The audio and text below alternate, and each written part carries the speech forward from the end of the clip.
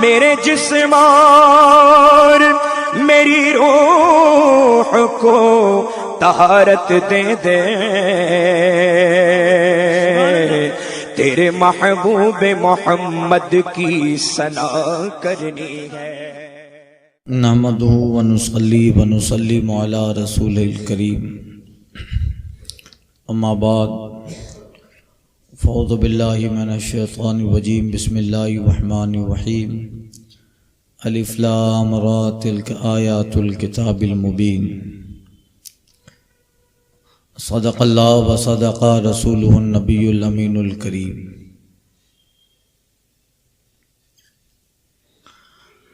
यहाँ से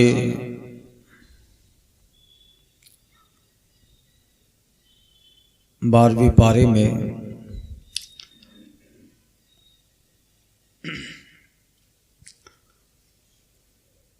सूरह यूनुस हूद के बाद सूरह यूसुफ शुरू हो रही है।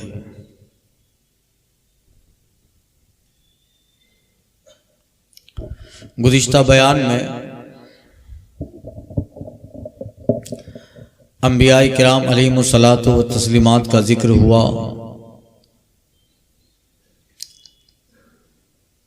हज़रत नूह अलैहिस्सलाम और उनके बाद हज़रत हूद, सालेह अलैहिस्सलाम, बनी इसराइल, कौम लूत व इब्राहीम का जिक्र हुआ। अब यहाँ सूरह यूसुफ का जिक्र है, जिसको अहसनुल क़सस कहा गया है, सारे किस्सों में सबसे बेहतर किस्सा।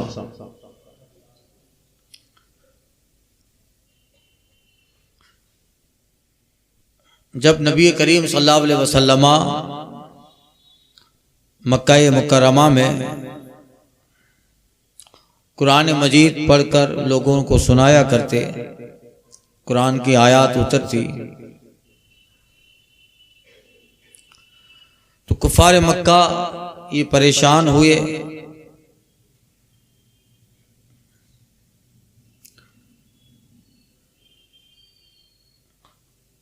कुछ तरीका सोचने लगे सरकार सल्लल्लाहु अलैहि वसल्लम के खिलाफ। यहूद जो थे आसपास के यहूदी, उन्होंने कुफार मक्का से कहा,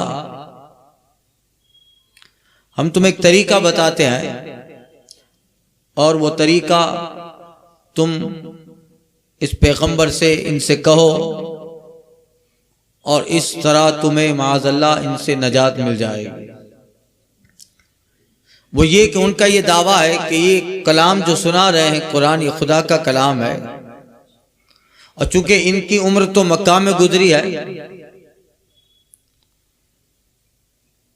ये कहीं गए भी नहीं,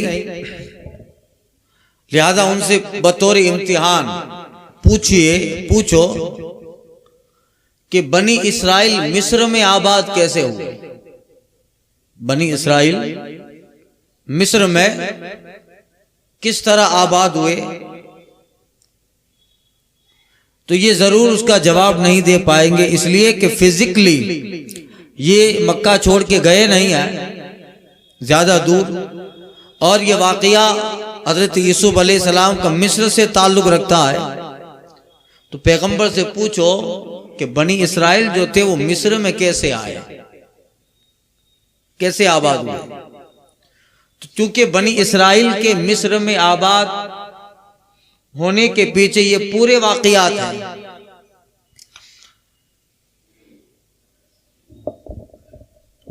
और अगर वो कुछ बताएंगे तो हम तुम्हें सही गाइड देंगे कि ये किस्सा जो हमारी किताब इंजील में है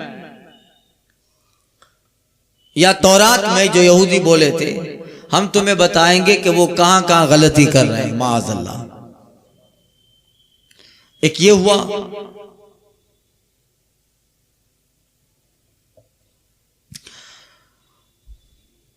और एक रिवायत ये भी उलमा बयान करते हैं, बाज़ मुफस्सिरीन, कि कुफार मक्का ने जब कुछ कुरान मजीद सुना तो वो बारगाह रिसालत में आए और कहने लगे कि ये आप आयतें सुना रहे हो, हमें किस्सों की आदत पड़ी है, कहानियों की सुनने की आदत पड़ी है, ऐसा किस्सा सुनाइए जिससे हमारा दिल खुश हो जाए। पहले जमाने में, अभी मॉडर्न टेक्नोलॉजी, मॉडर्न जमाना आ गया तो ये सारी चीजें खत्म हो गई, वरना पुराने जमाने में फ्री टाइम में रात को फारिग होकर किस्सा कहानियां के लिए लोग बैठ जाते थे।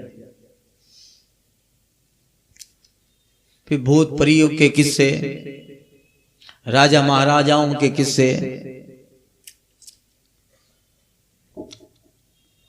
कुछ बच्चों को सुनाए जाते, कुछ बड़े लोग बैठकर बड़ी बड़ी हाँकते थे। मेरा परदादा था, वो जिन से मुलाकात करने गया, बड़ी बड़ी फेंकते थे। उस जमाने में भी कुछ ऐसे हालात थे, किस्से कहानियों का शौक था। बाहर से कुछ लोग आते थे जिसको अहादीस में सामिरीन कहा गया है, किस्सा गो, सामिर। तो मक्का वाले जो थे वो इर्द गिर्द जमा हो जाते और उनसे कहानियां और वो इधर उधर की बड़ी हाँक हाँक के कहानियां सुनाते थे, स्टेप बाय स्टेप।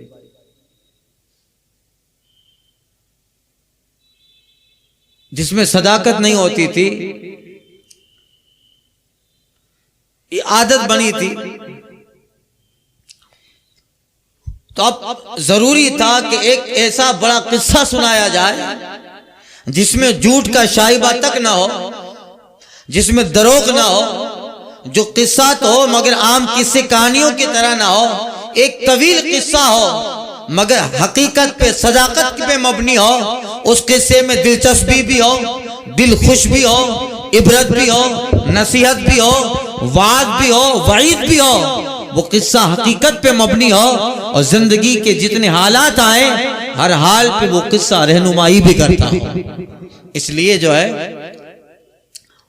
कुफार मक्का के मुतालबे पर, या यूं कहो कि यहूदियों ने कुफार मक्का को उकसाया था, तो उनके मुतालबे पर अल्लाह ताला ने अपने हबीब सल्लल्लाहु अलैहि वसल्लम पर सूरह यूसुफ उतारी, सूरह यूसुफ नाजिल फरमाई। अब सुनिए, सूरह यूसुफ जो है, इसका नाम सूरह यूसुफ इसलिए कि इसमें तफसील हजरत यूसुफ अलैहिस्सलाम के ताल्लुक से मुकम्मल जनाब यूसुफ का जिक्र है। कुरान मजीद में और अंबियाए किराम का जिक्र है, मगर वो किस्सा मुकम्मल, वो वाकया या पूरी सूरत में उनका जिक्र हो, ऐसा नहीं है। सिर्फ सूरह यूसुफ ऐसी सूरा है कि जिस पूरी सूरा में सिर्फ हजरत यूसुफ अलैहिस्सलाम का जिक्र है, और इस वजह से यही नाम उसका मशहूर है। और यही नाम कुरान मजीद में भी पढ़ेंगे आप तो सूरतुल यूसुफ लिखा है। इसका दूसरा नाम उलमा कहते हैं कि सूरह इबरत भी है, इसलिए कि इसमें साबिरों के लिए इबरत है। इन्ना फी क़ससिहिम लइब्रतुन लिउलिल अलबाब, आखिर में आएगा। इबरत है, झलक है। इस सूरा का चौथा नाम सूरह अहसन भी है, क्योंकि इस सूरा में एहसान करने वालों के लिए उम्मीद और रहमत का तज़किरा भी आया।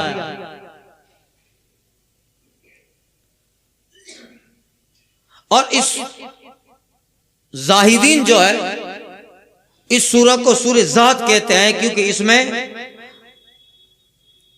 आरिफों के लिए मारफत की ज्यादती और असबाक हैं। आरिफीन इसको सूरह मारफत कहते हैं, इसलिए कि इस सूरह में नूर और खूबसूरती और पहचान मिलती है, मारफत इलाही मिलती है। गज़ के अलग अलग लोगों ने अपने किताबों में जिस तरह के इस सूरह यूसुफ में बयानात आए हैं, उन बयानात पर इसके नाम है, मगर इसका मशहूर नाम सूरह यूसुफ है। और इसका बड़ा फायदा भी है। उलमा फरमाते हैं कि जो रोजाना एक मरतबा सूरह यूसुफ पढ़ ले, अल्लाह ताला उसे दीन दुनिया दोनों के गमों से निजात देता है। इसलिए कि इसमें हजरत यूसुफ अलैहिस्सलाम का जो जिक्र मज़कूर है, किस तरह अल्लाह ताला ने उन्हें उन गमों से नजात देकर मिस्र का बादशाह बनाया। तो उलमा कहते हैं, आमिलीन कहता है कि ये सूरा जहां बहुत सारे फवाइद है, वहां ये सूरा दिलों के गमों को निकालती है। रोजाना उसका पढ़ना दिलों को खुश करता है, दिलों से गम दूर करता है। सुनिए,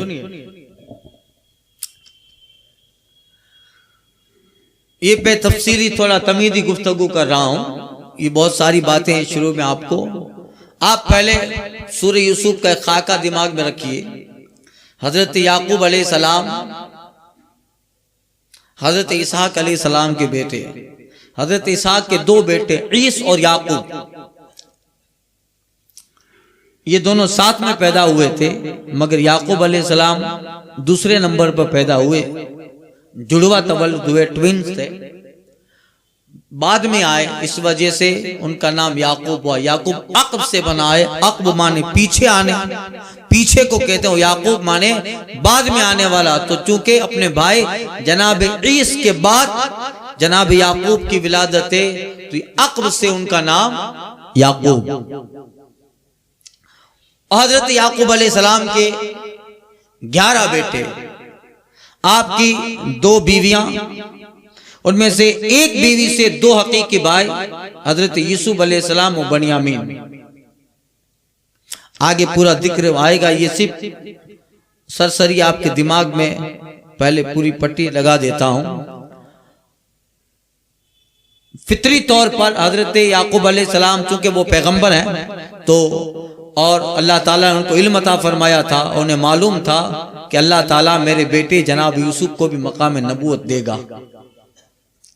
आपका दिल हजरत यूसुफ अलैहिस्सलाम की तरफ ज्यादा माइल था। दूसरे भाइयों को हसद होता है, इसी हसद के चलते वो एक मर्तबा हजरत यूसुफ अलैहिस्सलाम को ले जाते हैं खेलने, और जंगल में अरसिलु माना गदा यरता वलअब वइन्ना लहु लहाफिज़ून, ए बाप हमारे इसको भेजिए, हम जाते हैं, खेलेंगे कूदेंगे, और यूसुफ भी हमारे साथ रहेंगे तो खुश होंगे। हजरत याकूब कहते हैं, क़ाल इन्नी लहज़ुनुनी अन अख़ाफ़ु अन याकुल ज़ीब व अंतुम अन्हु गाफ़िलून, मुझे डर है कि कहीं तुम उसे ले जाओ और उसे भेड़िया ना खा ले जाते हैं। हजरत याकूब अलैहिस्सलाम इजाजत देते हैं, ले गए। हजरत यूसुफ अलैहिस्सलाम को उनके दूसरे भाइयों ने कुएं में डाला, चले आए। याकूब अलैहिस्सलाम से कहते हैं कि भेड़िया खा गया, और वहां एक काफिला गुजरता है। उन्होंने कुएं में पानी लेने के लिए एक आदमी को भेजा, वो डोल रस्सी डालता है।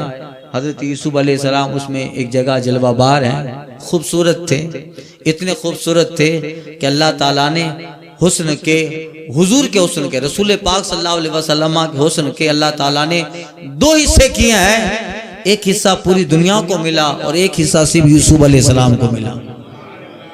इतने हसीन थे।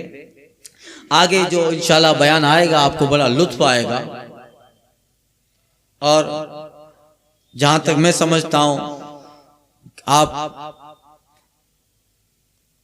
इससे काफी फवाइद हासिल होंगे। हजरत यूसुफ अलैहिस्सलाम को कुएं से निकाला। उस जमाने में गुलामी का रिवाज था, इंसानों की खरीदो फरोख्त होती थी। मिस्र के बाजार में बेचा गया, बड़ी बड़ी बोलियां लगी, इतने हसीन थे। शाह अजीज मिस्र हजरत यूसुफ अलैहिस्सलाम को खरीदता है।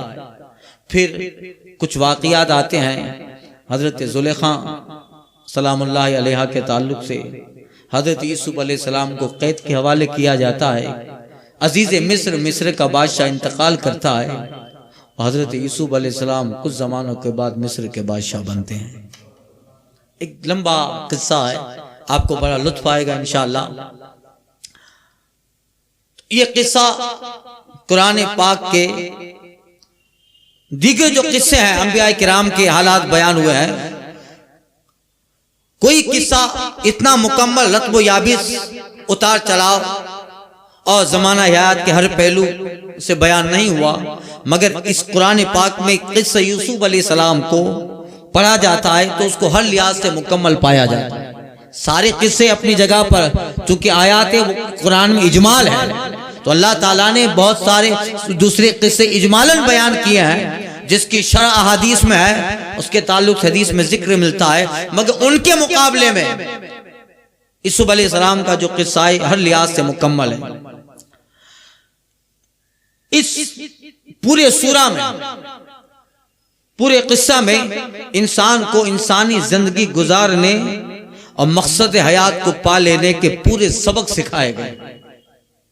जरा चलते चलते आप देख लिए कि इस बयान में जो बयान होगा उसमें क्या क्या हमें फायदे हासिल होंगे इस किस्सा यूसुफ और सूरह यूसुफ सुनने के बाद। कामिल जिंदगी की बुलंद व बाला आखिरी मंजिल तक जो सिरात मुस्तकीम पर जाता है, उसके तमाम मोड़, पस्ती और रिफत, पेचो खम, राहे सादत पे चलने वाले के लिए जो मुश्किलात पेश आती हैं और जिससे कम ज़र्फ इंसान घबरा जाता है, वो सख्त तरीन हादसा इसी किस्सा इबरत में सुनाया गया है। राह हक से राह मारने वाले संगीन मराहिल, गाफिल करने वाली खूबसूरत दुनिया का पर्दा इसी किस्सा अजीबा में चाक किया गया है। कदम कदम पर ठोकरें खाने वाले पुरकशिश दिलचस्पियों को इस किस्सा नादिरा में इस तरह से वाजे किया गया है कि शक और शिवा की कुछ गुंजाइश नहीं रहती है। कभी तो इस वाकया में ऐसी दुश्वार पस्तियां बयान है कि अल्लाह अल्लाह पिदरे मेहरबान के कर्मो नाजुक नरमो नाजुक आगोशे मुशफिकाना से उठाकर किनान के संगलाख अंधेरे खुश्क कुएं में गिराया जाता है, जिससे बड़े बड़े बहादुरों के कदम इस्तिकलाल डगमगा जाते हैं। और कभी वो शाहाना बुलंदियां दी जाती है कि बाजार मिस्र से बिककर बिकवा कर तख्ते शाही पे पहुंचाया जाता है। ये सारा बयान इसमें है, जिससे एक बड़े से बड़े नाअहल भी के लिए भी एक हौसले का सबक मिलता है, एक दिल बंद जाया करता है। इधर तो जिंदगी के ये नशीब व फराज हैं और कठिनाइयां हैं, और दूसरी तरफ ये भी समझाया गया है इस किस्से में सूरह यूसुफ में कि ऐसे दुश्वार दराज रास्ते, लंबे तवील रास्ते को तय करने के लिए राय तरीकत के मुसाफिर को कितने सब्र, तवक्कुल, परहेजगारी, अज़्म और मजबूत इरादे से, आला हिम्मत, हया और बातिल से बेरगबती, हक से लगाव की जरूरत है। कितना दिलकश नजारा खींचा गया है हजरत यूसुफ अलैहिस्सलाम की सीरत, आपके किरदार, आपकी हयात, आपकी जिंदगी और उस जिंदगी से होने वाले कुछ इबरत, कुछ वाक़ियात, नसीहतें, सब्र, तवक्कुल। यानी एक इंसान की जिंदगी में जितने मरहले आते हैं, हर मरहले को अल्लाह ताला ने बहुत हुस्न खूबी से इस सूरह यूसुफ में बयान किया। यानी जिंदगी का कोई ऐसा मोड़ नहीं रहता है कि जिस मोड़ पर इंसान को कोई नसीहत की जरूरत हो तो वो नसीहत इस सूरा में न मिलती हो। इस तरीके से जहां दुश्वारियों के बाद, कठिनाइयों के बाद, परेशानियों के बाद अल्लाह ताला नेमतें देता है कि मिस्र के तख्त पर बैठते हैं, वहां यह भी बयान किया जाता है कि जिन लोगों ने जनाब यूसुफ अलैहिस्सलाम के खिलाफ साजिशें की थी, एक वक्त आता है कि कुएं में डालने वाले लोग जब किनान पहुंचते हैं, कहत, गम और गुर्बत के मारे गल्ला लेने के लिए जब पहुंचते हैं बादशाह के पास, तो राज खुलता है कि ये तो बादशाह वही है जो हमारे भाई जनाब यूसुफ हैं। अब देखिए इस तनाजुर में ये वाकया अहले मक्का को बयान किया जा रहा है। उनके मुतालबा पर अल्लाह ताला ने ये सूरा उतारी, नाजिल फरमाई, और ये सूरत भी रसूल पाक सल्लल्लाहु अलैहि वसल्लम की हयात का नक्शा खींच रही है। हुजूर की जिंदगी का नक्शा खींचा गया है। गोया दर पर्दा कुफ्फारे मक्का को बताया जा रहा है कि कुफ्फारे मक्का जो कुछ हजरत यूसुफ अलैहिस्सलाम के साथ उनके भाइयों ने रवैया इख्तियार किया, सुलूक किया, वही तुम कर रहे हो। जो भाइयों के इरादे थे जनाब यूसुफ को दुख पहुंचाने, तकलीफ पहुंचाने के और माज़अल्लाह यूसुफ अलैहिस्सलाम को जलील खार करने के या कत्ल के मंसूबे थे, ऐ कुफ्फार मक्का, वो सारे मंसूबे तुम्हारे भी हमारे नबी के ताल्लुक से, तुम्हारे भी हमारे नबी के ताल्लुक से। मगर जिस तरह अल्लाह ताला ने भाइयों के सारे मंसूबे खाक में मिलाकर जनाब यूसुफ अलैहिस्सलाम को वो बुलंद बाला मर्तबा दिया, याद रखना अल्लाह तुम्हारे भी सारे मंसूबे खाक में मिलाएगा और यूसुफ के नबी जनाब मुस्तफ़ा को भी बुलंद बका बाला मंजिल अता फरमाए। दूसरी बात, भाइयों ने जनाब यूसुफ अलैहिस्सलाम को गोया वतन से निकाला और फिर अल्लाह ताला ने हजरत यूसुफ के सब्र और तवक्कुल का जो उन्हें इनाम दिया वो ये कि जो भाई जनाब यूसुफ को वतन से निकालने की फिक्र में है, अल्लाह ऐसा दिन भी लाता है कि अल्लाह ताला हजरत यूसुफ अलैहिस्सलाम को मिस्र का शाह और बादशाह बनाता है। ऐ लोगों, तुम्हारे जुल्म कुफारे मक्का, तुम्हारे जुल्म भी उसी तरह के हैं। मेरे महबूब को मक्का से निकालने के मंसूबे, हिजरत पर मजबूर करने के मंसूबे, मगर हम तुम्हें फिर वो किस्सा यूसुफ और वो तारीख फिर से याद दिलाएंगे कि जिस तरह भाइयों के जनाब यूसुफ के सारे मंसूबे खाक में मिल गए और यूसुफ अलैहिस्सलाम को लोगों ने देखा, भाइयों ने देखा कि मिस्र के बादशाह बने हैं। ऐ कुफ्फारे मक्का, मेरे महबूब अगर वक्ती तौर पर इस मक्का से निकल जाएंगे, मगर देखोगे कि वो सिर्फ मक्का नहीं पूरी दुनिया के बादशाह बनकर तुम्हारे सामने जलवाबार होंगे। और एक वो दिन आया था कि जनाब यूसुफ अलैहिस्सलाम के भाइयों को गम हुआ कि हमने अपने भाई जनाब यूसुफ के साथ बहुत कुछ किया, गलत किया, गम हुआ। तो जनाब यूसुफ अलैहिस्सलाम ने फरमाया था, ला तसरीब अलैकुम अल-यौम, आज के दिन तुम पे कोई मलामत नहीं है, मेरा रब माफ करेगा। ऐ कुफारे मक्का, याद रखो वो दौर भी आने वाला है, ये महबूब गिरामी वक़ा सल्लल्लाहु अलैहि वसल्लम फिर बादशाह बनकर इसी जमीन पे आएंगे और वो भी तुमसे कहेंगे जो यूसुफ ने अपने भाइयों से कहा था, ला तस्रीब अलैकुम अल-यौम, आज के दिन तुम पर कोई मलामत नहीं आए। तो ये जनाब यूसुफ अलैहिस्सलाम का जिक्र है और इस जिक्र को बड़ी अहमियत हासिल है। अल्लाह अल्लाह, सुनिए सूरत यूसुफ मक्किया, सूरह यूसुफ ये मक्की है और तरतीब कुरान के लिहाज से ये 12वीं सूरह है। 111 इसकी आयतें हैं,